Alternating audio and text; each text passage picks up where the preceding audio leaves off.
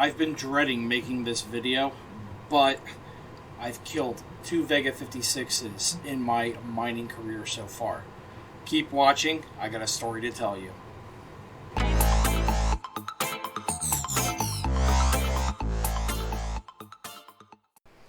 So both of these cards actually worked perfectly fine before I killed them. The only problem with them is I wanted to repaste the GPU core because they were running a little hot and the paste was a few years old. Well, that quickly ended the life on these two. And I'm going to show you, you can safely repaste these, but you got to be very careful of how you do it. Now, on a normal GPU, you would have GDDR5 or GDDR6 memory flanking around the core.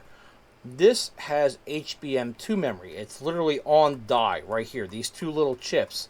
Here's the main GPU. So everything is contained in this one module right here that's soldered onto the board versus having memory out here. Now, normally when memory's out here, you would have PCB traces running up to the core, and that's how it will communicate and connect into it. This, unfortunately, this is where you kill it. If I bring this up nice and close, you'll see this little gold silvery section here, and it actually wraps all the way around. These are flip chips, which means I can tap on the top of this all day. This is actually the bottom of the chip. There's no actual circuits right here. I can scratch. I'm not damaging the chip at all. The actual information or the actual traces and the circuit is on the opposite side, glued onto the green substrate. So for the HBM2 memory to talk to the core, it has what's called an interposer. It's actually another piece of silicon, which this is facing up. So you're actually seeing circuits right here in this little gold section here wrapping around. This is a whole nother circuit board, so or another silicon. So you have one big piece of silicon plus then 3 smaller pieces of silicon all on here. This is where you mess it up. That interposer on most of these is actually exposed. So, like, there. I scratched it. Guess what? That interposer's dead now. That's how sensitive they are.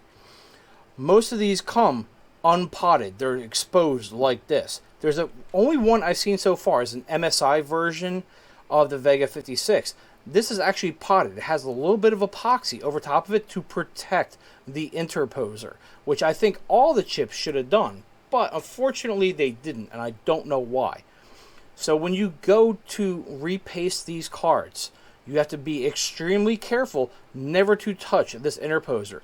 I was taking a paper towel with alcohol and literally wiping off the top, but also trying to get everything around the edges. And that's where I did the damage. The interposer is damaged on this unit, and it will no longer work. It can't communicate. There are minuscule little lines connecting. See, I'm like messing up this interposer left and right, just scratching it like that. It's dead. What you need to do is you can safely use alcohol on it, but you need to wipe just the top. Don't ever touch the sides. Let this old paste literally just sit there. It's not going to hurt anything. The second you clean off this old paste around this interposer, like if I clean this off, you can see there's more of the interposer, and I'm damaging it as I do this. That's where you'll damage it. Just let it sit there. Just get yourself a clean top surface, put some paste onto it, slap that card back together, and leave it alone. So that's how you safely repaste these Vega cards without damaging the interposer. That's your biggest deal right there. So what am I going to do with 2 dead cards now? Well, I'm going to show you what I'm going to do with 2 dead cards now.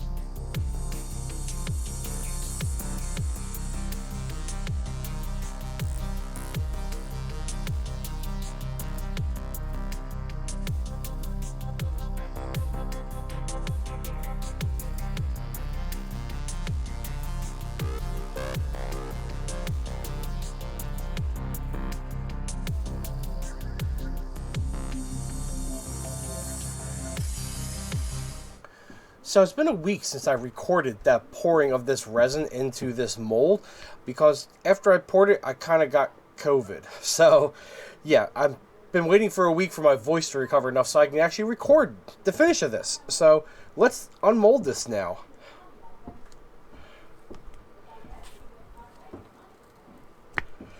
And I am by no means a professional in resin.